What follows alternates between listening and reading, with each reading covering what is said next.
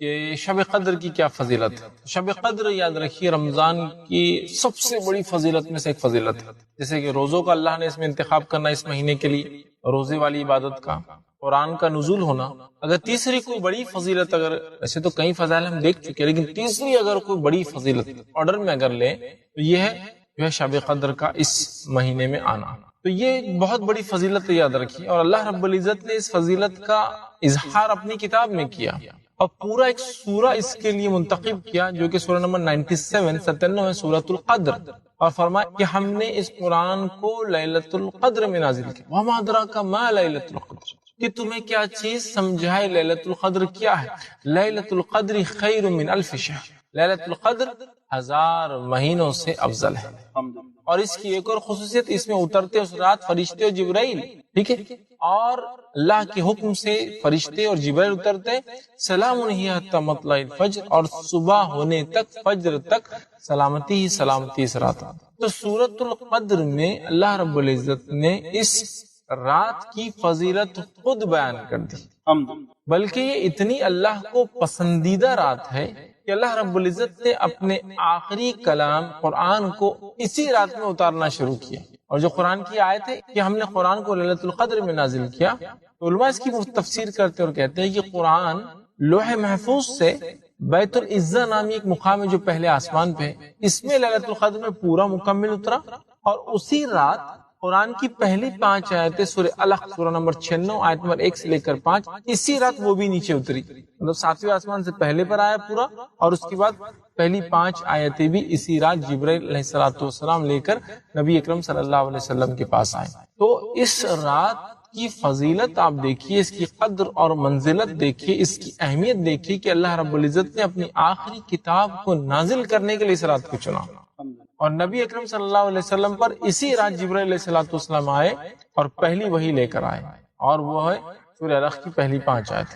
لیکن یہ بڑی تعجب کی بات ہے، جس رات کو اللہ رب العزت نے 1000 مہینوں سے افضل کہا، اگر 1000 مہینے کو تبدیل کر لیا جائے سالوں میں، اور ایگزامپل مثال کے طور پر، تو 1000 منتھس کو اگر ہم کنورٹ کر دیں ایئرس کے اندر، تو یہ ہوتا ہے 83.4 ایئرس، مطلب 83 سال اور 4 مہینے۔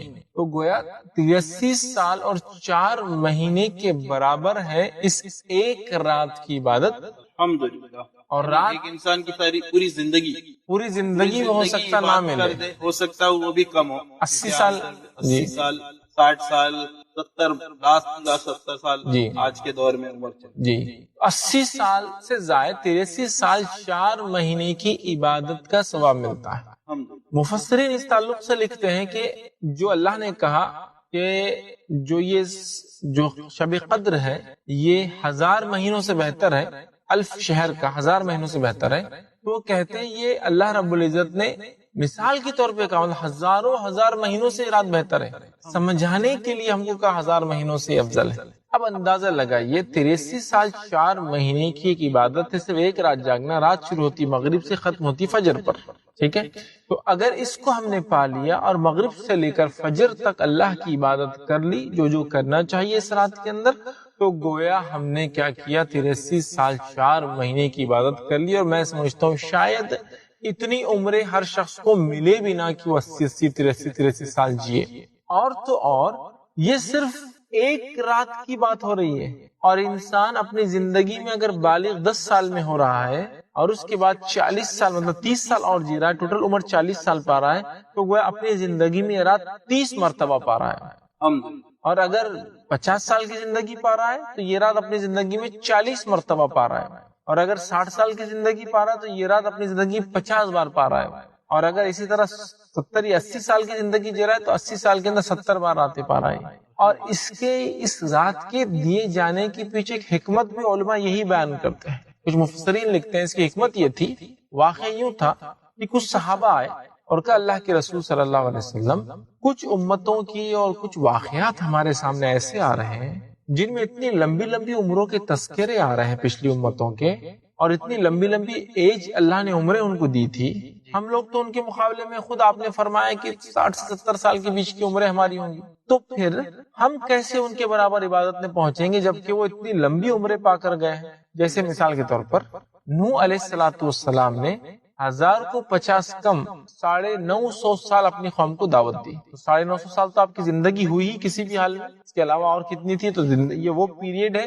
جس میں آپ نے دعوت دی اپنی قوم کو. اب ظاہر سی بات ہے جب اتنی لمبی لمبی عمریں اس زمانے میں ہوا کرتی کہ 900 سال 950 سال 1000 سال کے تعلق سے تذکرے آتے ہیں، تو پھر صحابہ کو لگا ہماری زندگی تو کچھ بھی نہیں ہے، 60-70 سال تو کچھ بھی نہیں ہے. تو تب علماء لکھتے ہیں کہ اللہ رب العزت نے کمپنسیشن کے طور پر کہ اس امت کو عمریں کم ملی ہے تو کمپنسیشن یہ دیا کہ شب قدر دے دو ان کو، تاکہ شب قدر پا کر 1 سال پالی 83 سال کا ثواب. ایک موٹا حساب 80 لے لیجیے، ڈیٹیل میں نہ جاتے، 80 پکڑ لیجیے. 2 بار پالی 160 سال، 3 بار پالی انسان نے 240 سال، 4 بار پالی 320 سال. اب مجھے بتائیے 10 بار پالی 800 سال. 800 سال کی زندگی کیا ملنے والی ہے کیا ہم کو؟ نہیں. اور 20 راتیں پالی 1600 سال. یہ تو ہم ایک دم رفلی کر رہے ہیں، یہ تو 83 سال 4 مہینے کو کریں گے تو وہ تو زیادہ ہو جائیں گے. اور اس طرح 30 راتیں پالی تو 2400 سال. مطلب آپ صرف ثواب کو سوچئے، اتنی کم عمر میں بھی ہم اپنی عمر کو کم پاتے ہوئے بھی عبادت کو ملٹیپل ٹائمز کر سکتے ہیں. اور ہر سال شب قدر کو پا کر اپنی عمر تو کم ہوں گی لیکن اس سے کئی درجے زیادہ اجر اور ثواب اللہ تعالیٰ سے اس رات میں ہم پا سکتے ہیں. لیکن یہ بھی بڑی افسوس کی بات ہے شب قدر ہمارے سماج میں کیسی منائی جاتی ہے. میں سمجھتا ہوں بہت زیادہ تفصیل میں جانے کی ضرورت نہیں ہے. شب قدر کا جو طریقہ اور نظم ہم نے بنا لیا ہے ہمارے سماج میں وہ یہ ہے کہ شب قدر عموماً جنرلی بازاروں میں گھومنے پھرنے میں، مالز میں جانے میں، اسی طرح جو ہے گھر سے باہر سیر و تفریح کے اندر ضائع کی جاتی ہے. جبکہ رات مغرب سے شروع ہوتی ہے. ٹھیک ہے، ہم لوگ سمجھتے ہیں رات 12 بجے سے چالو ہوتی ہے. یہ انگلش کیلنڈر فالو کرتے ہیں نا، گریگورین، تو رات میں 12 بجے شروع ہوتی ہے، لہٰذا ہم سمجھ رہے ہیں کہ رات سے 12. ارے بھائی مغرب سے شروع ہو رہی ہے. تو آپ کے افطار کرنے سے لے کر مغرب کی نماز، عشاء کی نماز، اور رات کی تراویح، اور اس کے بعد کی پوری رات فجر تک، یہ ساری چیزیں شب قدر کے اندر آ رہی ہیں. تو اس رات کو ہم کو صحیح یوٹیلائز کرنا ہے. یاد رکھیے، ایک تو اس کو تلاش کرنا ہے، ہم تلاش نہیں کرتے ہیں اور ایک دن منا لیتے ہیں، سیلف ڈیفائنڈ ایک دن. اور اس کے بھی منانے کا طریقہ یہ کہ رات میں پہلے تو تیاریاں ہوتی ہیں، یہ آج شب قدر ہے.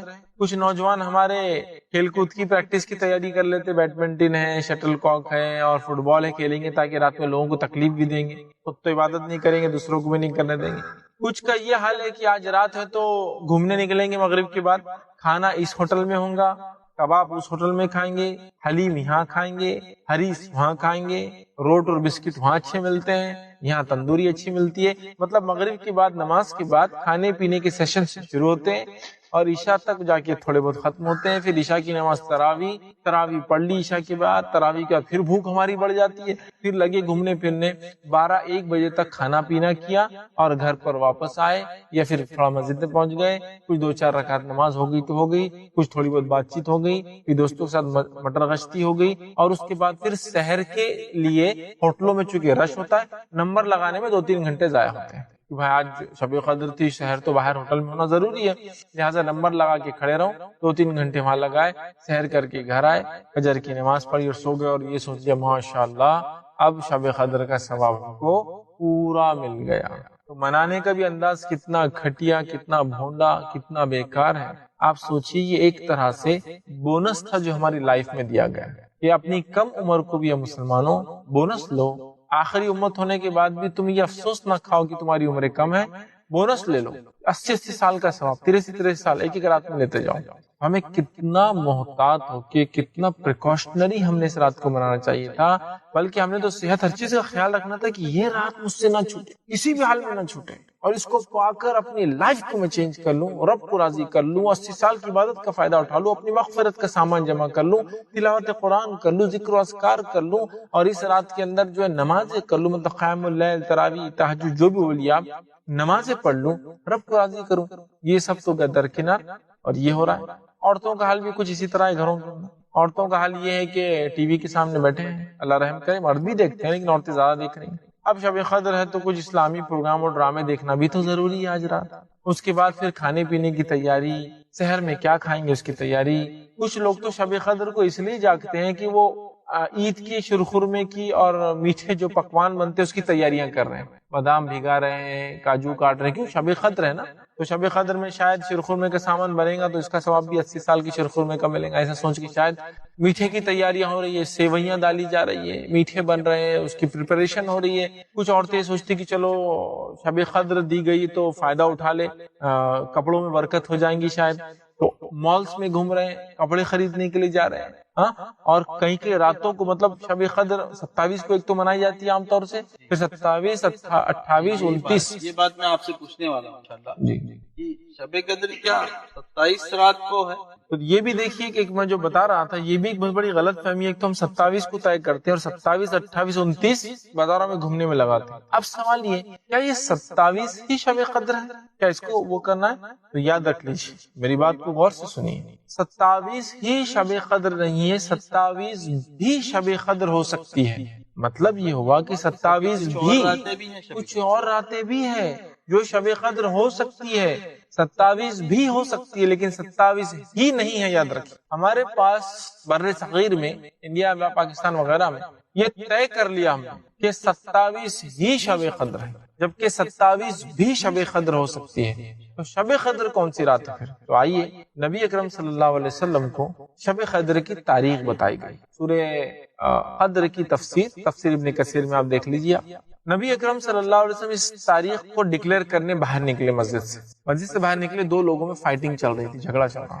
جب ان کی فائٹنگ ختم ہوئی، چھڑایا گیا، آپ صلی اللہ علیہ وسلم نے فرمایا، مجھے شب قدر کی تاریخ بتا دی گئی تھی، لیکن اس جھگڑے کی وجہ سے وہ تاریخ مجھ سے بھلا دی گئی، اب اس کو تم تلاش کرو۔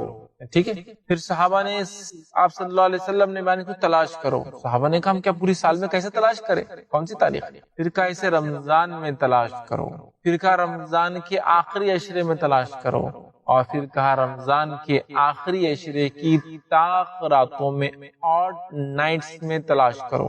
تو شب قدر جس میں قرآن نازل ہوا تھا، یہ کون سی رات ہے؟ اب ہم کو ڈھونڈنا ہے، وہ 21 کی رات بھی ہو سکتی ہے، وہ 23 کی رات بھی ہو سکتی ہے، وہ 25 کی رات بھی ہو سکتی ہے، وہ 27 کی رات بھی ہو سکتی ہے، اور وہ 29 کی رات بھی ہو سکتی ہے۔ 5 راتوں میں سے کوئی ایک رات ہے شب قدر، تو شب قدر کو صرف 27 کو منانا ایک بہت بڑی غلط فہمی اور ایک بہت بڑے ثواب کو ضائع کرنے کا ذریعہ بن جائیں گے، یاد رکھیے۔ تو یہ 5 راتوں میں سے کوئی ایک رات ہو سکتی ہے، یاد رکھیے، یہ بات واضح ہے۔ لیکن ہم نے ایک تو پہلے تو طے کر لیا کہ 27 ہی ہے، اس کے بعد اس کو 27 کو کیسے جاگ کر مناتے ہیں، میں نے آپ کو طریقہ بھی بتا دیا اس سے پہلے۔ مطلب یہ آخر کیا؟ دیکھیے، اصل نبی اکرم صلی اللہ علیہ وسلم نے کچھ صحابہ کو کچھ باتیں بتائی تھی، یہ ہو سکتی ہے، یہ ہو سکتی ہے، یہ علامت ہو سکتی ہے، تو کچھ صحابہ کے ساتھ 27 کو علامت ہوئی، کچھ کے ساتھ 21 کو علامت ہوئی، سمجھ رہے آپ؟ لیکن ہمارے پاس 27 کو بڑا مضبوطی سے پکڑ لیا گیا ہے، حالانکہ ایک علامت 21 کی بھی بڑی واضح ہے۔ ایک صحابی کو آپ صلی اللہ علیہ وسلم فرمایا، جب تم قدر جس رات ہوں گی اس روز بارش ہوں گی، اور وہ کہتے اس رات میں مسجد نبوی میں نماز پڑھ رہا تھا، اور چونکہ مسجد نبوی کھجور کے پتے ڈالے ہوئے تھے، پانی ٹپکا، اور جہاں میں سجدہ کر رہا تھا وہاں نمی آ گئی، مطلب گیلا پن آ گیا۔ تو 21 کی رات بھی ہو سکتی ہے، 25 بھی ہو سکتی ہے، 23 بھی ہو سکتی ہے، 27 بھی، 29 بھی، لیکن ہمارے پاس نہ جانے کیوں 27 کو بڑا مضبوطی سے پکڑ لیا گیا ہے اور ڈکلیئر کر دیا گیا ہے شب قدر، مطلب نون۔ یہاں صحابہ پوری زندگی آخری عشرے میں اس رات کو تلاش کر رہے ہیں، اور ہم انڈینس یہ کہہ رہے ہیں الحمدللہ ہم کو 27 دے دی گئی، اب آپ جو ہے جا کر ڈھونڈتے رہیے، ہم کو پتا چل گیا۔ تعجب، امیزنگ، مطلب جبرائیل علیہ السلام ظاہر سی بات ہے آپ کو وہی لاتے تھے اور بتاتے تھے، آپ نے بتا دیا آخری عشرے میں تلاش کرو، اب آخری عشرے میں تلاش کرو، اور ہم کہہ رہے نہیں ہم کو پتا چل گیا، تو کیا نبی اکرم صلی اللہ علیہ وسلم نے ہم کو نہیں بتایا اور ہم کو بعد میں پتا چل گیا؟ یہ بولنا چاہ رہے ہیں ہم لوگ؟ قطعاً نہیں ہو سکتا ہے۔ نبی اکرم صلی اللہ علیہ وسلم نے جب یہ کہا کہ آخری عشرے کی طاق رات میں تلاش کرو، تو پھر یہ کون ہوتا ہے 27 کو ڈکلیئر کرنے والا؟ 27 بھی ہو سکتی ہے، لیکن 27 ہی نہیں ہے، اس بات کو بھی ہمیں سمجھنا ہے۔ تو لہٰذا ہمیں کیا کرنا ہے؟ تلاش کرنا ہے 5 راتوں میں سے ایک رات، گویا 5 راتوں کو جاگنا ہے، اور 5 راتوں کو مغرب سے لے کر فجر تک عبادت کرنا ہے، تاکہ ہمارا رب ہم سے راضی ہو جائے، اور تاکہ انشاءاللہ العزیز ہمیں جو ہے 1000 مہینوں سے افضل جو رات کو کہا گیا، 1000 مہینوں سے زیادہ عبادت کرنے کا ثواب اور اجر ملے، یہ بات کے لیے ہم کو بہت کوشش کرنی ہوگی، یاد رکھیں۔ تو یہ رات کو ہم معمولی سمجھ کر ضائع نہ کر دے، یاد رکھیں، بلکہ اس کی پریپریشن کرے، تیاری کرے اور اس کو تلاش کرے۔ 5 میں سے وہ کون سی رات ہے، 5 کو جاگے انشاءاللہ جی۔ جب انسان 5 کو جاگ لیں گا تو شور ہے 5 میں سے کوئی ایک شب قدر تھی۔ اور کچھ علماء نے لکھا شب قدر کی جو علامت حدیث میں بتائی گئی، ہو سکتا ہے ایک رات اس دن آئے، لیکن ہو سکتا ہے اگلے سال وہ شب قدر اراؤنڈ دوسرے اس میں چلے جائے، ہو سکتا ہے نا۔ کوئی یہ کہے کہ رات میں بارش ہوگی، علامت ہے، آج بارش ہوئی، 23 رات تھی آج، تو 23 کو ہر سال آتی ہے، نہیں۔ علماء کہتے ہیں گھومتی بھی ہے رات، فکس نہیں ہے، کبھی ہو سکتا ہے 21 کو ہو جائے، کبھی ہو سکتا ہے 23 کو، کبھی ہو سکتا ہے 25 کو، 27 کو، ایسا بھی کہا تھا، واللہ عالم، جو بھی صحیح بات ہو، لیکن یہ بات تو طے ہے کہ ہمیں قیامت تک اس کو تلاش کرنا ہے، اور کوئی طے نہیں کر سکتا کوئی ایک رات، بلکہ 5 میں سے ایک ڈھونڈ کر اس میں خوب عبادت کر کے اپنے رب کو راضی کرنا ہے۔ تو گویا عام زبان میں کہوں تو 5 رات جاگنے کا ثواب 80 سال کے برابر، مطلب 1000 مہینوں سے افضل ہو رہا ہے، کیونکہ ہم کو پتا نہیں نا کون سی ہے، لیکن وہ ایک ہی ہے، لیکن تلاش کرنا ہے۔ جب تلاش کرے گا انسان تو 1000 مہینوں کا ثواب پائیں گا 5 راتوں کو جاگ کر عبادت کرنے کا۔ جزاکم اللہ خیر۔ یہ بھی ہے کہ وہ بولتے ہیں کہ تنزل الملائکۃ والروح، اترتے اس رات جو ہے جبرائیل علیہ السلام اور فرشتے، تو وہ کہتے ہیں چونکہ فرشتے جبرائیل علیہ السلام آتے ہیں تو ہم گھروں پہ جھنڈے لگائیں گے تاکہ انہیں پتہ چل جائے کہ مسلمان کا گھر ہے۔ اب یہ بات کہاں سے نکالی، اللہ رحم کرے، کیا فرشتوں کو یہ جھنڈے ونڈے بتانے کی تھوڑی ضرورت ہے؟ فرشتوں کو اللہ تعالیٰ علم دیتا ہے کہ کیا ہے کون مومن بندے کون نہیں، یاد رکھیں جی ٹھیک ہے۔ ان کو تو کچھ ایسی بھی صلاحیتیں اللہ نے دے رکھی ہے کہ مومن بندہ جب نیکی کرتا ہے تو اللہ انفارم کر دیتا ہے ان کو، اور وہ نیکی کو لکھ لیتے ہیں، خالی دل میں سوچتا ہے تو یہ بھی صلاحیتیں دے رکھی ہے اللہ نے۔ تو لہٰذا شب قدر کو ضائع کرنے کا طریقہ جھنڈے لگانا، رونقیں کرنا، مسجدوں کو سجانا، مسجدوں میں پھول لگانا، مسجدوں کو لائٹنگ لگانا، مسجدوں کو رنگ روغن کرنا، راستوں پہ لوگوں کو کھانا کھلانا روک روک کر، ٹھیک ہے، اپنی عبادت کرنا ہے بھائی، یہ روک روک کر کھانا کھلا رہے ہیں آپ، ٹھیک ہے۔ اسی طرح جو ہے لوگ جو ہے مختلف قسم کے پروگرامز کرتے ہیں، بازاروں میں گھومتے ہیں، گھروں کو سجاتے ہیں، یہ تمام چیزیں نہیں ہیں بھائی۔ اس رات عبادت کرنا ہے، اور عبادت ایک مخصوص چیز ہے، تلاوت قرآن کے ذریعے آپ کیجئے، اور بہت ساری چیزیں جو اس رات میں کی جا سکتی ہے، تو وہ تمام چیزوں کو چھوڑ کر ہم لگے ہیں اس طرح سے، تو یہ بہرحال بالکل طریقہ نہیں ہے۔ پھر آپ نے جیسا کہا کہ گانے بجانے کی بھی، میوزیکل انسٹرومنٹ کے استعمال والی بھی چیزیں ہو رہی، اور گانے بج رہے ہیں، اور کئی جگہ پتہ نہیں ترانے پڑے جا رہے ہیں مختلف قسم کی، جس میں برائیاں ہیں، اللہ رحم کرے۔ تو یہ ساری چیزوں کے ذریعے ہم اس رات کو جو ہے ضائع کر دیتے، جب کو ہمیں اگر یہ رات ملتی ہے تو اس میں عبادت کر کے اپنے رب کو راضی کرنا چاہیے۔ دیکھیے جو آپ نے سوال کیا کہ شب قدر کو ہم کیا عبادت کریں، بڑا اہم سوال ہے، کیا کیا کرے شب قدر۔ تو اب میں نے جیسا بتایا رات شروع ہوتی ہے مغرب سے لے کر تو فجر تک، تو اس میں 2 نمازیں تو آ گئی، مغرب آ گئی، سورج غروب ہو گیا، رات چالو ہو گئی، مغرب آ گئی اور عشاء آ گئی۔ اس کے علاوہ رمضان کا مہینہ ہے، تراویح ہم پڑھتے ہیں، تو تراویح کی نماز بھی اس میں شامل ہوگی، مطلب قیام جس کو کہیں گے، رات کی نماز جس میں ہم کھڑے ہو رہے ہیں وہ بھی شامل ہوگی۔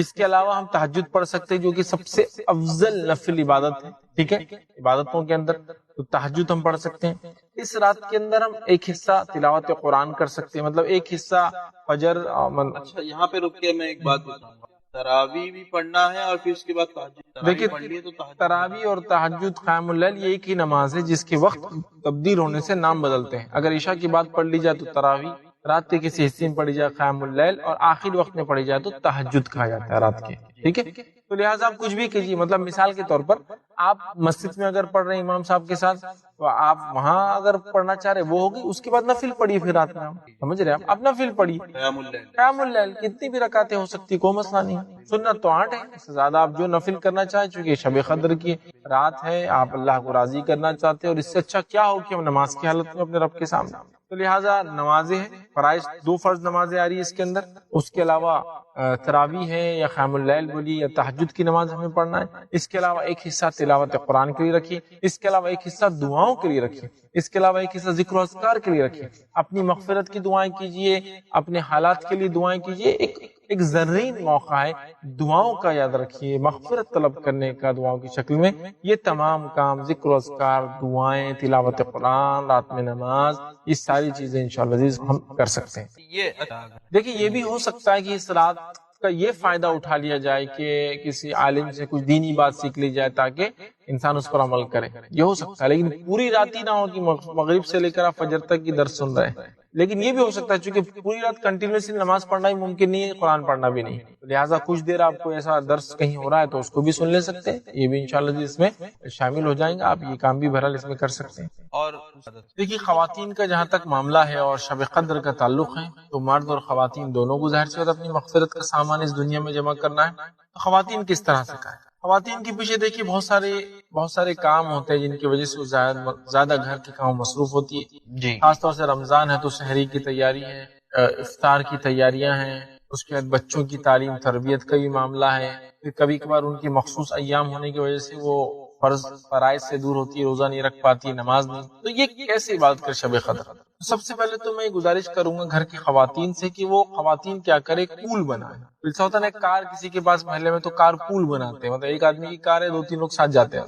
جی خواتین بھی کیا کرے گھر میں، مثال کے طور پر بچے ہیں، اب ظاہر سی بات ہے پوری عورتیں اگر عبادت کریں گی تو بچوں کا کیا ہوگا؟ ایسا ذمہ لے لے کہ رات کے کچھ حصے میں کچھ عورتیں کچھ بچوں کو دیکھیں گی، اگر جاگ رہے ہیں، چھوٹے ہیں، دودھ ان کو دینا ہے رات میں، تو گھر میں مطلب بچے ایک جگہ سلائے جائیں تاکہ ایک خاتون سمجھ لی شروعات کے ابتدائی رات کے حصے میں سلانے کا ذمہ لے، سلانے کے بعد ایک خاتون ان کی دیکھ بھال کرے، ایک خاتون فلاں کرے، اور باقی لوگ اپنی عبادت کرتے رہے، مطلب کچھ نہ کچھ کر کے اپنی ذمہ داریوں کو ایک دوسرے پر بانٹ دے۔ تو ایک عورت اگر روز کھانا بنائیں گی تو پوری رات چلے جائیں گے، لیکن اگر یہ بانٹ لے کہ مثال کے طور پر سحر کی تیاری تو آپ آٹا گھون لیجئے، آج میں روٹی ڈال دوں گی، آپ سالن کر لیجئے، عبادت بھی چالو ہے، کام بھی ڈسٹریبیوٹ کر لیے، بچوں کی ذمہ داری بھی ڈسٹریبیوٹ ہوگی، عبادت بھی ہوگی۔ اس پہ وہ خواتین جو نماز اور روزہ نہیں کر رہی ہے رمضان میں ان کے مخصوص ایام کی وجہ سے، جی جی تو وہ خواتین یہ کر سکتی ہے، چونکہ ان کے اوپر نماز بھی نہیں ہے، کچھ نہیں، وہ تھوڑا زیادہ وقت خالی رکھتی ہے، تو وہ چونکہ ان کو نماز بھی نہیں پڑھنا ہے، نہ نفل پڑھنا ہے، نہ فرض پڑھنا ہے، نہ ہی ان کو روزہ رکھنا ہے، وہ خاتون بچوں کا تھوڑا زیادہ خیال رکھ لیں، وہ خاتون کوشش کرے کہ کھانا وغیرہ وہ بنا کے دے دے شہر میں، تاکہ یہ خواتین جو پاکیزہ حالت میں وہ عبادت کر لے۔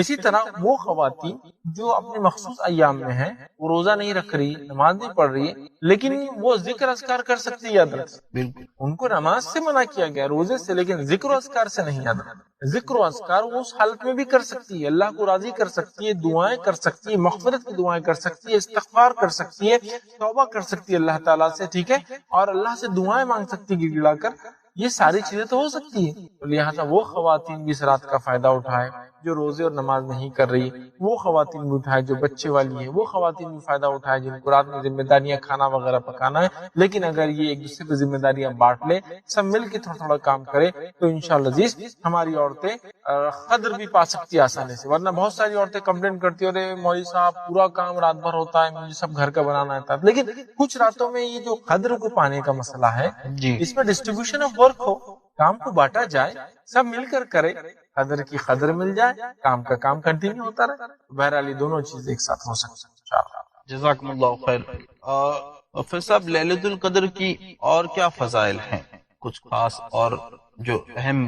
جی جی دیکھیے ليلة القدر کے تو جو فضائل آتے ہیں ان میں سے ایک فضیلت یہ بھی ہے، میں آپ کے سامنے جو حدیث رکھتا ہوں، نبی اکرم صلی اللہ علیہ وسلم کی ایک روایت ہے، آپ نے فرمایا اور کہا، جو متفق علیہ صحیح بخاری و صحیح مسلم کی حدیث ہے، آپ نے فرمایا، ابو ہریرہ رضی اللہ عنہ حدیث کے راوی وہ کہتے ہیں، رسول اکرم صلی اللہ علیہ وسلم نے فرمایا، جس نے ليلة القدر میں ایمان کے ساتھ ثواب کی نیت سے قیام کیا، بالکل دو باتیں آئی، جس نے ليلة القدر میں ایمان کے ساتھ ثواب کی نیت سے قیام کیا، مطلب ليلة القدر میں نماز پڑھنا، نفل رات کی نماز پڑھنے کی کیا فضیلت ہے؟ تو آپ نے فرمایا جس نے ليلة القدر میں ایمان کے ساتھ ثواب کی نیت سے قیام کیا، غفر له ما تقدمت من ذنبک، اس کے پچھلے تمام گناہ معاف ہو جاتے ہیں، سبحان اللہ، یہ اس کی فضیلت ہے، اس کے پچھلے تمام گناہ معاف ہو جاتے ہیں جس نے قیام اللیل مطلب رات کی نماز پڑھی شب قدر میں، اس کے پچھلے سارے گناہ معاف ہو جاتے ہیں۔ تو یہ کتنی بڑی فضیلت ہے کہ جو شب قدر کو پا کر اس میں رات میں قیام کرے، نماز پڑھے، اس کے پچھلے گناہ معاف ہو جاتے ہیں۔ تو اس سے پتہ چلا کہ شب قدر میں قیام کرنا یہ خاص عبادت ہے، جس کا نتیجہ یہ ہے کہ اگر قدر پا لی، قیام کر لیا، رات کی نماز پڑھ لی، تو اللہ رب العزت پچھلے سارے گناہوں کو معاف کر دیتا ہے، میں سمجھتا ہوں کتنی بڑی بات ہے. ایک تو 1000 مہینوں کی عبادت کا ثواب، پھر پچھلے سارے گناہ کی معافی کا ثواب. اس سے بڑا، اس سے گولڈن، اس سے اچھا آفر میں سمجھتا ہوں ہو ہی نہیں سکتا. پچھلے معاف کرا لو اور آنے والے 1000 مہینوں کا ثواب بھی پا لو. الحمدللہ، ڈبل آفر. بالکل. شب قدر کو پانا ہے، خاص طور سے نماز پڑھنا ہے، قیام کرنا ہے، تو پچھلے سارے گناہ معاف ہوتے ہیں. لیکن کنڈیشن شب قدر ہو، ایمان کے ساتھ ہو، اور اس نیت سے انسان جو ہے خالص نیت کے ساتھ، کیا فرمایا، ثواب کی نیت سے قیام کرے. آپ نے بتایا پچھلے گناہ معاف ہو جاتے، تو پچھلے گناہ معاف ہونے سے مراد کیا ہے؟ کیا سارے گناہ معاف ہو جاتے ہیں یا صغیرہ گناہ معاف ہوتے ہیں، کبیرہ گناہ باقی رہتے ہیں؟ دیکھیے، کبیرہ گناہ تو بغیر توبہ کے معافی نہیں ہوتے ہیں، یہ صغائر ہے. اچھا، صغیرہ ہی ہوتے ہیں. جیسا کہ ایک وضو سے دوسرے وضو کے بیچ میں وضو گناہ ختم کر دیتا ہے، ایک نماز سے دوسری نماز کے بیچ کے گناہ ختم ہو جاتے ہیں.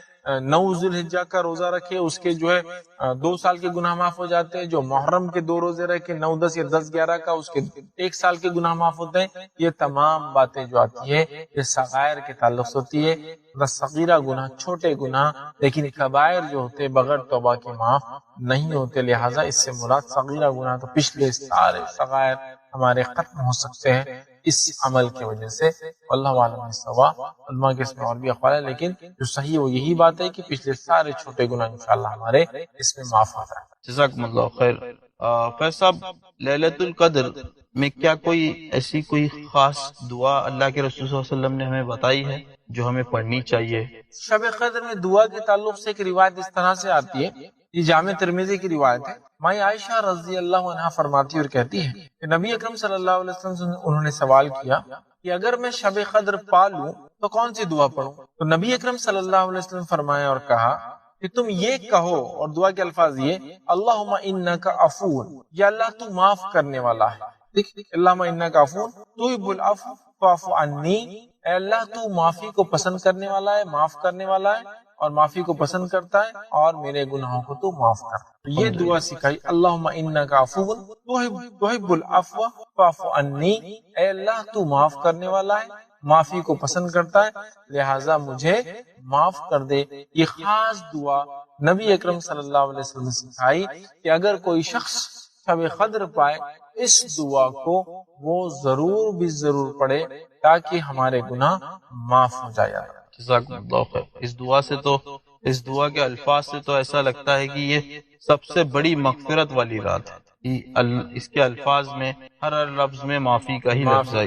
یا اللہ تو معاف کرنے والا ہے، معافی کو پسند کرتا ہے، لہٰذا مجھے معاف کر دے. ظاہر سی بات ہے یہ رات اپنی مغفرت کی بھی ہم بنا سکتے ہیں، اور یہ دعا ہم کر رہے ہیں. یہ دعا خود بتا رہی ہے کہ اس رات میں ہم اللہ سے دعا کر کے مغفرت بھی طلب کر سکتے ہیں. بالکل. جزاکم اللہ خیر.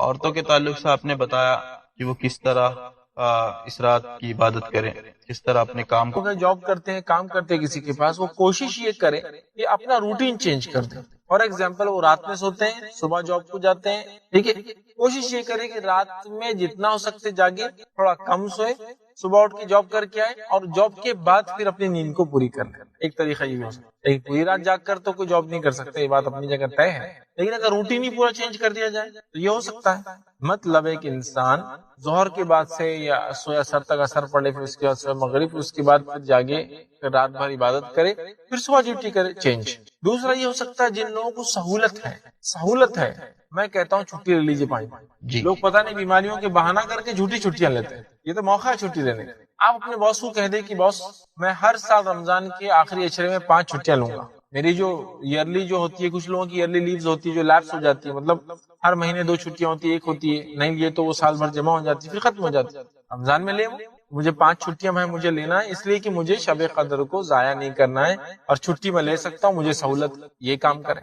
کچھ لوگ ایڈجسٹمنٹ کریں، مطلب کچھ نہ کچھ ایسا ایڈجسٹمنٹ کرے کہ رات بھی جاگ لے، دن میں کام بھی ہو جائے. لیکن ایسا کوئی شخص ہے جو رات بھر، اس کو اب سوال ہی نہیں آتا کہ وہ رات میں جاگے اور دن میں کام بھی کرے، ممکن نہیں ہے. تو ایسے لوگوں کے لیے بھی کچھ باتیں ہیں، میں آپ کے سامنے رکھتا ہوں، کچھ حدیثیں آپ کے سامنے رکھتا ہوں کہ ایسے لوگ کس چیز کا فائدہ اٹھا سکتے ہیں. جی. اور دیکھیے، جاگنا تو چاہیے رمضان میں آخری عشرے میں، لیکن یہ بیچارے شب قدر میں جاگ کر نہیں پا سکتے ہیں، اس رات میں ثواب حاصل نہیں کر پا رہے، تو ایسے لوگوں کے لیے آئیے ایک روایت ہے جو جامع ترمذی کی حدیث ہے، اور ابو ذر غفاری رضی اللہ عنہ اس کے راوی وہ کہتے ہیں کہ رسول اکرم صلی اللہ علیہ وسلم نے فرمایا اور کہا، جس نے رمضان میں امام کے واپس ہونے تک امام کے ساتھ قیام کیا، مطلب امام نے جتنی دیر نماز پڑھی اتنی دیر نماز پڑھی، اس نے بھی امام کے ساتھ قیام کیا، یعنی نماز تراویح وغیرہ باجماعت پڑھی جب تک وہ نماز پڑھ رہا تھا، اس کے لیے ساری رات قیام کا ثواب لکھا جاتا ہے۔ الحمدللہ۔ اب کوئی انسان مجبور ہے، جاب کے بغیر کام ہو نہیں سکتا،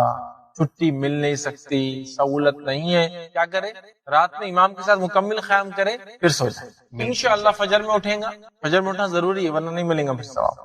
فجر میں اٹھ جائیں گا تو انشاءاللہ اس کو رات بھر عبادت کا ثواب ملے گا، لیکن یقیناً اتنا نہیں ملے گا جتنا جو پوری رات جاگ رہا ہے اور قیام بھی کر رہا ہے اس کو ہوگا۔ تو لوگ رات میں قیام بھی کرے، رات میں جاگ رہے، ان کو تو زیادہ ہی ہوگا، لیکن دل چھوٹا نہ کرے ایسے لوگ جو ممکن نہیں ہے، سب کوئی بیمار ہے، گھر میں نہیں جا سکتا رات بھر، صبح جانا ہے، ہاسپٹل میں رہنا ہے ان کے ساتھ، تو رات میں قیام کر لے پھر سو جائے، انشاءاللہ اس کو پوری رات اجر ملے گا۔ اسی طرح ایک اور روایت صحیح مسلم کی روایت ہے، عثمان بن عفان رضی اللہ عنہ فرماتے اور کہتے ہیں کہ رسول اللہ صلی اللہ علیہ وسلم کو انہوں نے فرماتے ہوئے سنا، جس نے عشاء کی نماز با جماعت ادا کی گویا اس نے نصف رات قیام کیا، اور جس نے عشاء با جماعت ادا کرنے کے بعد صبح کی نماز مطلب فجر کو با جماعت پڑھ لیا گویا اس نے ساری رات قیام کیا۔ تو یہاں یہ پتا چلا کہ جو عشاء پڑھ لے، ٹھیک ہے، سو جائے اور پھر فجر پڑھ لے تو پوری رات قیام کرنے کا اجر مل جاتا ہے، لہذا شب قدر کے لیے بھی تو یہ لاگو ہے۔ لیکن ہاں، جو رات میں جاگ کر عبادت کرے اس کو تو اسپیشل پریویلیج، اسپیشل ثواب ہے، لیکن جو لوگ مجبور ہیں وہ دل چھوٹا نہ کرے، رات میں عشاء پڑھے، قیام کرے، صبح فجر پڑھے، انشاءاللہ جس انہیں بھی جو ہے رات بھر جاگنے کا ثواب ملیں گا۔ اور پھر اللہ تعالیٰ تو نیتوں کو دیکھتا ہے، جس کی نیت خالص تھی کہ وہ اللہ کے لیے عبادت کرے لیکن نہیں کر پایا، تو بھی اللہ رب العزت انشاءاللہ جس کے فضل جود اور کرم سے اس کو بھی اجر شب قدر کا دے سکتا ہے۔ جزاکم اللہ خیر۔ آپ نے بتایا کہ جب تک امام قیام کرے، جب تک رات میں جب تک امام قیام کرتا ہے تب تک قیام کرے، پھر اس کے بعد سو جائے، پھر فجر کی نماز با جماعت پڑھے تو انشاءاللہ اس کو پوری رات عبادت کرنے کا ثواب ملے گا۔ تو عام طور پہ دیکھا گیا کہ شب قدر میں تراویح کی نماز تو عشاء کی نماز کے بعد ہو جاتی ہے، بٹ لیکن وتر کی نماز ہے جو آخری پہر میں پڑھی جاتی ہے، وہ بھی جماعت کے ساتھ۔ تو اب ایسا شخص وتر کی نماز تک کا انتظار کرے یا تراویح کی نماز پڑھ کے سو جائے؟ دیکھیے، اگر کسی جگہ ایسا ہوتا ہے کہ رات میں قیام کے بعد وہ وتر کی نماز لیٹ پڑھتے ہیں، لیکن اب یہ صاحب کو تو سونا ہے، صبح جاب کو جانا ہے، وہ کیا کرے، امام کے ساتھ جتنی اتنی پڑھ لے، پھر اپنی وتر پڑھ کے پھر سو جائے۔ جی کیونکہ وتر پڑھے بغیر نہ سو، ورنہ ہو سکتا ہے شہر میں لیٹ ہو جائے، وتر چھوٹ جائے، اور وتر یہ جو ہے بہت اہم نماز ہے، تو لہٰذا وہ کیا کرے، امام کے ساتھ پورا قیام کرے، اس کے بعد اپنی وتر پڑھے، اور پھر اس کے بعد انشاءاللہ جزاکم اللہ خیر۔ حافظ صاحب، شب قدر کے تعلق سے ہم نے کئی باتیں دیکھی، یہ اتنی اہم رات ہے اور 1000 مہینوں کی عبادت سے بہتر ہے۔ اب کوئی شخص ایسا ہے جس کے سامنے یہ رات آئی، جس نے یہ رات پائی اور پھر بھی اس سے فائدہ نہیں اٹھایا، سو گیا، سستی غفلت نہیں کرنا ہے، تو ایسے شخص کے لیے کیا وعید ہے؟ دیکھیے، ایسا شخص جو شب قدر کو پا کر فائدہ نہ اٹھائے وہ بد نصیب انسان۔ آئیے، یہ میں نہیں کہہ رہا ہوں، نبی اکرم صلی اللہ علیہ وسلم کی ایک روایت، ایک حدیث دیکھتے ہیں، اور حدیث کے الفاظ اس طرح سے ہیں، یہ ابن ماجہ کی روایت ہے۔ انس بن مالک رضی اللہ عنہ فرماتے اور کہتے ہیں کہ رمضان آیا تو رسول اکرم صلی اللہ علیہ وسلم نے فرمایا، مطلب رمضان آتے ہی آپ نے فرمایا، یہ آخری عشرے کا انتظار نہیں ہو رہا ہے، شب قدر کی اہمیت پتہ چل، رمضان آیا تو آپ صلی اللہ علیہ وسلم نے صحابہ سے فرمایا، یہ جو مہینہ تم پر آیا ہے اس میں ایک رات ایسی ہے جو قدر اور منزلت اہمیت کے اعتبار سے 1000 مہینوں سے افضل اور بہتر ہے۔ جو شخص اس کی سعادت حاصل کرنے سے محروم رہا وہ ہر بھلائی سے، ہر خیر سے محروم رہا۔ اور پھر فرمایا، نیز فرمایا، آگے فرمایا، لیلۃ القدر کی سعادت سے صرف بد نصیب ہی محروم رہتا ہے۔ تو جو لیلۃ القدر کی سعادت سے محروم رہا وہ تمام خیر سے محروم رہا، مطلب وہ ہر قسم کے خیر سے وہ دور ہو گیا جاتا ہے۔ نبی اکرم صلی اللہ علیہ وسلم جو درود بھیجتا ہے، مسند احمد کی روایت ہے، جو عبداللہ بن عمر رضی اللہ عنہ اس کے راوی اور کہتے ہیں، فرماتے ہیں، جس شخص نے رسول اللہ صلی اللہ علیہ وسلم پر ایک مرتبہ درود پڑھا اللہ تعالیٰ اس کے فرشتے اس پر 70 مرتبہ درود بھیجتے ہیں. جس شخص نے 1 مرتبہ اللہ کے رسول صلی اللہ علیہ وسلم پہ درود بھیجا، اللہ اور اس کے فرشتے 70 مرتبہ درود مطلب بمانا دعا اس کے لیے 70 مرتبہ دعائیں بھیجتے. پس بندہ اس کو چاہیے تو اس کو کم کرے، چاہے تو زیادہ کرے.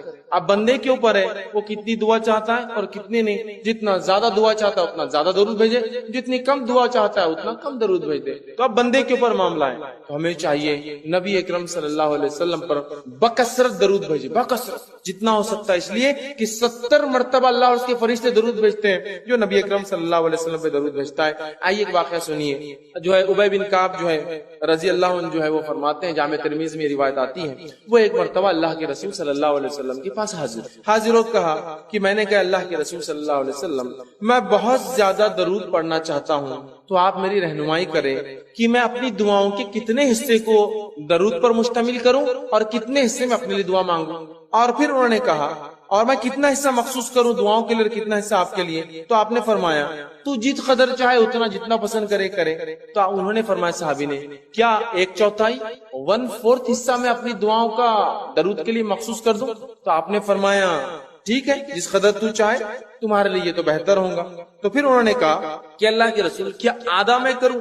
تو آپ نے کہا تم جس قدر پسند کرو، لیکن اگر اس سے زیادہ کرو اور اچھا ہے. پھر انہوں نے کہا کہ اللہ کے رسول صلی اللہ علیہ وسلم 2/3 2/3 میں اگر دعائیں کروں، مطلب درود بھیجو اور باقی دعا. تو آپ نے فرمایا تم جس قدر پسند کرو، حصہ مخصوص کرو گے، لیکن جتنا زیادہ کرو گے تمہارے لیے ٹھیک ہوگا. تو انہوں نے فرمایا کہ اللہ کے رسول میں اپنی دعا کے بجائے صرف آپ پہ درود ہی بھیجتا ہوں، کیونکہ آپ نے پاؤ کہا تو آپ نے کہا زیادہ کرے تو بہتر ہے، میں نے آدھا کہا تو آپ نے کہا زیادہ کرے تو بہتر ہے، میں نے 2/3 کہا تو آپ نے کہا زیادہ کرے تو بہتر ہے.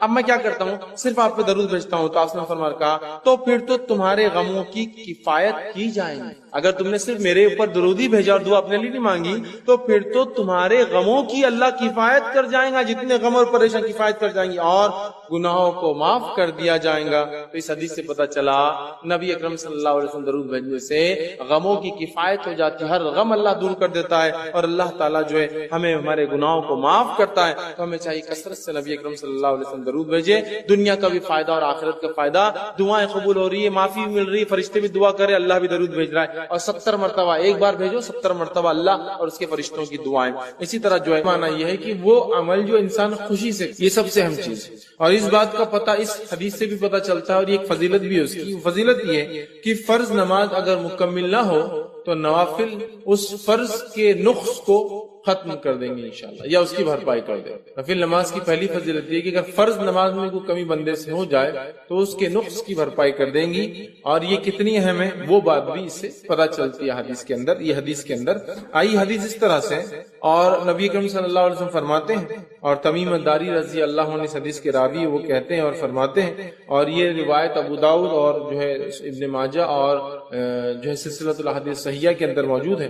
آپ صلی اللہ علیہ وسلم فرماتے ہیں روز قیامت بندے سے جس چیز کا سب سے پہلے حساب لیا جائے گا وہ اس کی نماز ہے. روز قیامت بندے سے سب سے پہلے جس چیز کا حساب لیا جائے گا وہ اس کی نماز ہے. تو اس سے میں سمجھتا ہوں حدیث میں فضیلت کے ساتھ ساتھ نماز کی اہمیت بھی شامل ہے کہ سب سے پہلے حساب روز قیامت جو مجھے اور آپ کو اللہ تعالیٰ کے سامنے دینا ہے وہ حساب کس چیز کا ہوگا؟ صلاۃ، نماز کا ہونے والا ہے. تو نبی اکرم صلی اللہ علیہ وسلم فرما رہے روز قیامت بندے سے جس چیز کا سب سے پہلے حساب لیا جائے گا وہ اس کی نماز ہوگی. اگر اس نے اسے مکمل کیا ہوگا تو اس کے لیے مکمل لکھ دی جائیں گی، اگر کمپلیٹلی اس نے ادا کیا ہوگا وہ لکھ دی جائیں گی.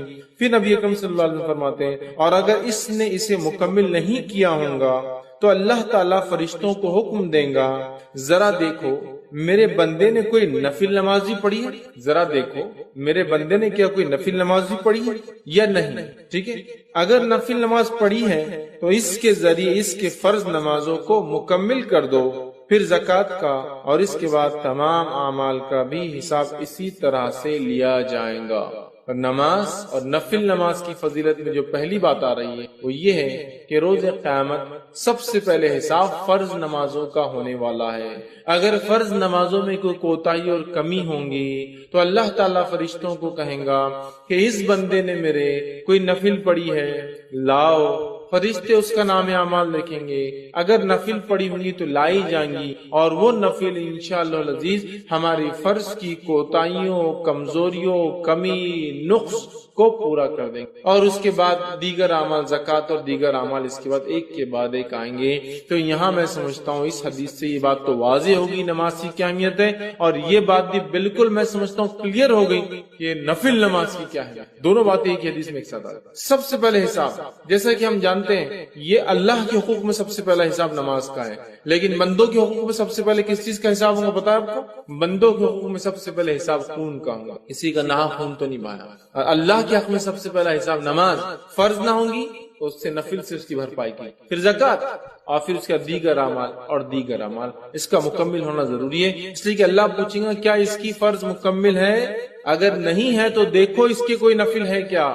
تو لہٰذا اگر نفل نماز میں اور آپ پڑھتے ہیں تو خود بخود فرض نمازوں کے نقص کو ہم پورا کر رہے ہیں ایک طرح سے. مطلب یہ نمازیں انشاءاللہ عزیز ہمارے فرض میں کوئی کمی، کوتاہی، خشوع میں، خضوع میں، قبولیت میں، یا پھر اس کی ادائیگی میں سنتوں کے چھوڑنے کی وجہ سے، یا کسی اور قسم کا نقص یا کمی یا چھوٹ گئی ہوں گی تو انشاءاللہ العزیز یہ نفل ضرور بھی ضرور اس کی تکمیل، اس کو پورا کرنے میں انشاءاللہ سپورٹیو ہوں گی، فائدہ مند ثابت ہوں گی. حدیث میں واضح الفاظ ہے، اللہ فرمائیں گا دیکھو اس کی کوئی نفل ہے کیا اگر فرض پوری نہیں ہے، اور پھر نفل دیکھی جائیں گی تو اس کے ذریعے اس کے فرض نمازوں کی کو مکمل کر دیا جائے گا. اب فرض نمازیں کیوں مکمل نہیں؟ کئی وجوہات ہو سکتی. پڑھی نہیں سرے سے، خشوع اور خضوع نہیں تھا، کمزوری رہ گئی، پڑھی لیکن سنتوں کے مطابق، کچھ بھی ہو سکتا ہے. تو یہ نفل انشاءاللہ عزیز اس نماز کی تکمیل کے لیے ہمارے کام آئیں گی. تو اس بات کو ہم ذہن میں رکھیں اور خوب سے خوب نفل ادا کریں. اس نیت سے نہیں کہ فرض چھوٹ جائے تو وہ ہو جائیں گے، اس لیے کہ اللہ ہم سے راضی ہو.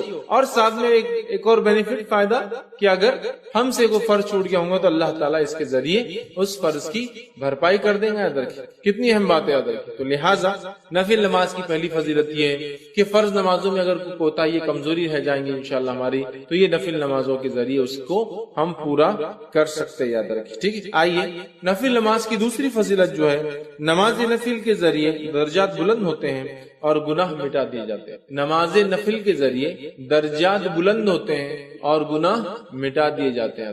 نفل نماز جو انسان پڑھتا ہے اس کے درجات بلند ہوتے ہیں اور اس کے گناہ مٹا دیے جاتے ہیں. ایک ہی حدیث میں دو فضائل آ رہے ہیں کہ نماز نفل پڑھنے سے درجات کی بلندی، گناہوں کی معافی. آئیے حدیث اس طرح سے، نبی اکرم صلی اللہ علیہ وسلم فرماتے ہیں، صوبان رضی اللہ عنہ اس کے راوی وہ کہتے ہیں کہ رسول اکرم صلی اللہ علیہ وسلم فرمایا اور کہا، ٹھیک ہے، اور یہ ابن ماجہ کی روایت ہے، تم زیادہ سے زیادہ سجدے کیا کرو کیونکہ تم اللہ تعالیٰ کی رضا کے لیے ایک سجدہ کرو گے تو وہ اس کے بدلے تمہارے ایک درجے کو بلند کریں گا اور تمہارے ایک گناہ کو مٹا دے گا. تم اللہ کے لیے زیادہ سے زیادہ سجدے کیا کرو، اور یہاں سجدے سے مراد فرض نمازوں کے علاوہ نفل پڑھا کرو.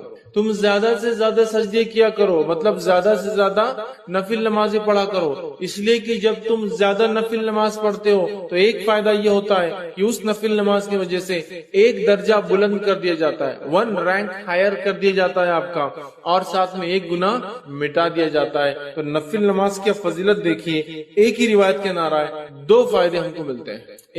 ایک درجہ بلند ہوتا ہے اور دوسرا ایک گناہ میرا اور آپ کا معاف ہو جاتا ہے. یاد رکھیے، تو جب بندہ نماز پڑھتا ہے تو ایک گناہ اس کا معاف ہو جاتا ہے، یاد رکھیے، اور ایک درجہ جو ہے بلند ہو جاتا ہے. یاد رکھیے، اور کثرت سجود مطلب آپ جو فرما رہے رسول اللہ صلی اللہ علیہ وسلم زیادہ سجدے کرو، اس سے مراد یاد رکھیے یہ نفل نماز ہے. مطلب زیادہ سجدے مطلب زیادہ نمازیں، اور زیادہ نمازیں مطلب فرض کے علاوہ نمازیں. زیادہ سجدے مطلب زیادہ نمازیں ہم کو پڑھنا، اس بات کو ہمیں ذہن میں رکھنا ہے.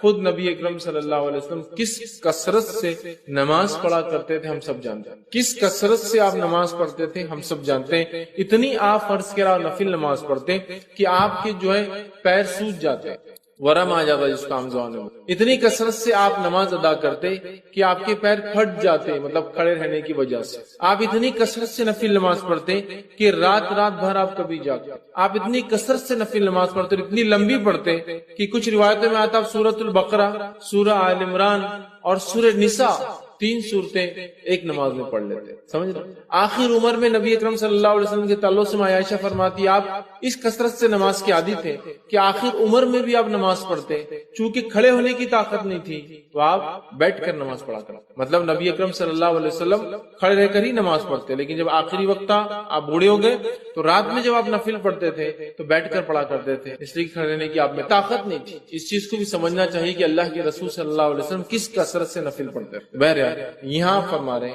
नफिल नमाज पढ़ने का पहला फायदा ये कि हमारा एक दर्जा बुलंद हो जाता, और दूसरा फायदा ये कि एक गुनाह हमारा मिटा दिया था, मतलब डबल बेनिफिट, एक तो दर्जा बुलंद हो रहा है और एक जो दर्जा नीचे ले जाने की चीजें गुनाह वो भी माफ हो रहा है ना। तो एक तरह देखा तो डबल दर्जे बुलंद हो रहे हैं, एक तो ऑलरेडी दर्जा बुलंद, फिर गुनाह माफ होने से भी जाहिर सी बात है आदमी का दर्जा बुलंद होता है। तो 2 फायदे हो जा रहे देखिए एक अमल करने से। तो हमें चाहिए हम कसरत से नफिल नमाजों में इजाफा करें, जब हो सकता है पढ़े। बहुत सारी नफिल तो बिल्कुल तय है, पता है, नबी अकरम सल्लल्लाहु अलैहि वसल्लम पाबंदी से उसको किया है, जैसा कि तहज्जुद की नमाज का पढ़ना है ना। इसके अलावा रात में नमाजें आप पढ़ा करते, बल्कि रावी कहते हैं जब रात में देखो नबी अकरम सल्लल्लाहु अलैहि वसल्लम को नमाज पढ़ते हुए देखा गया, इशा के बाद, रात के बीच में और फजर से पहले, मतलब सारी रात नबी अकरम सल्लल्लाहु अलैहि वसल्लम नमाज अलग अलग वक्तों में आप पढ़ते रहे।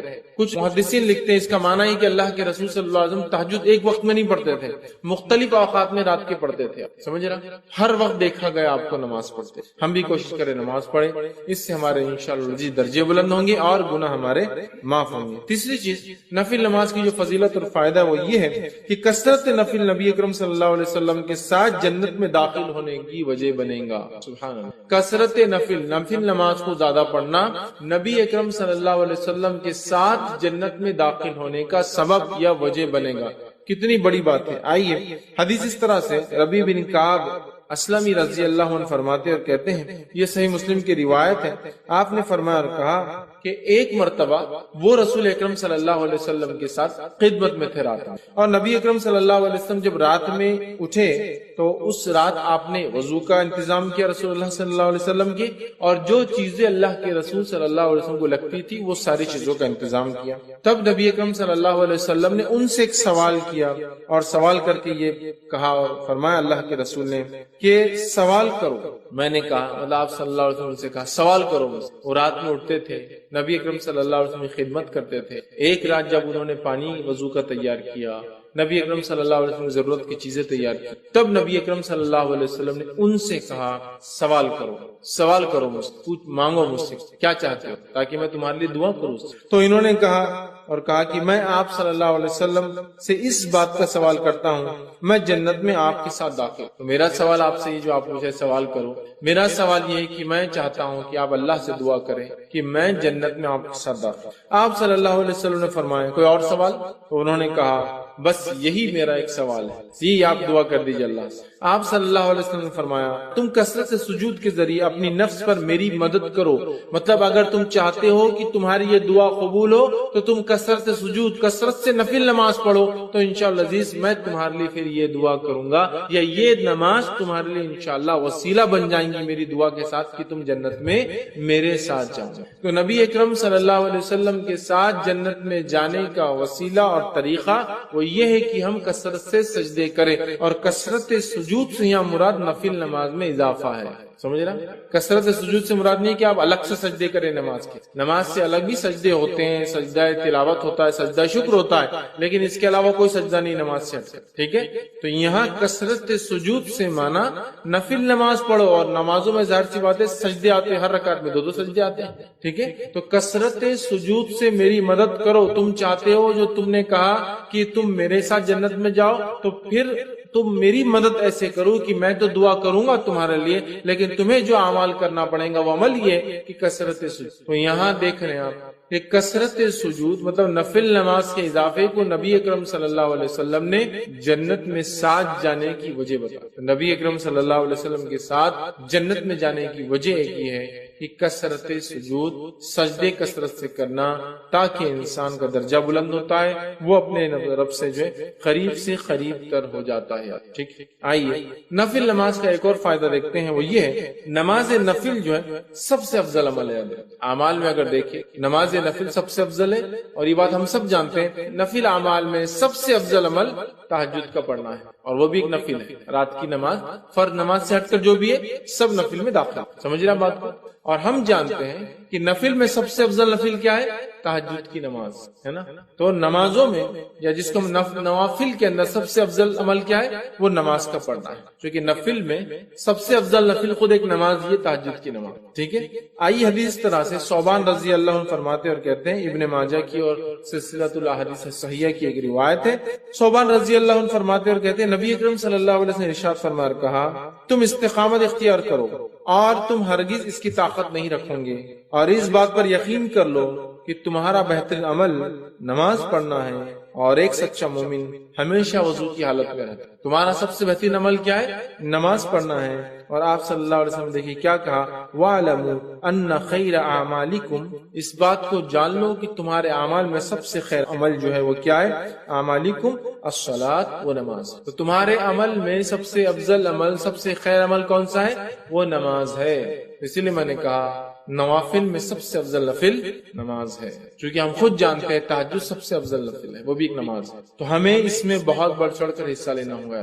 اس لیے کہ آپ صلی اللہ علیہ وسلم کیا فرما رہے ہیں کہ اور تم اس بات کو یقین کر لو کہ تمہارا بہترین عمل نماز کا پڑھنا ہے. اور پھر فرمایا ایک سچا مومن ہمیشہ وضو کی حالت میں. دو باتیں پتہ چلی، ایک تو نفل نماز کی اہمیت کہ نفل نماز کا فائدہ یہ پتا چل رہا ہے کہ نفل نماز سب سے خیر ہے جو اعمال ہم کرتے ہیں. نفل نماز سب سے خیر عمل ہے جو ہم کرتے ہیں. اور دوسرا پتا چلا ایک سچا مومن ہمیشہ وضو کی حالت میں رہتا ہے. ہمیں چاہیے کوشش کریں ہم وضو سے رہیں، اور یاد رکھیے وضو ایک مستقل عبادت ہے.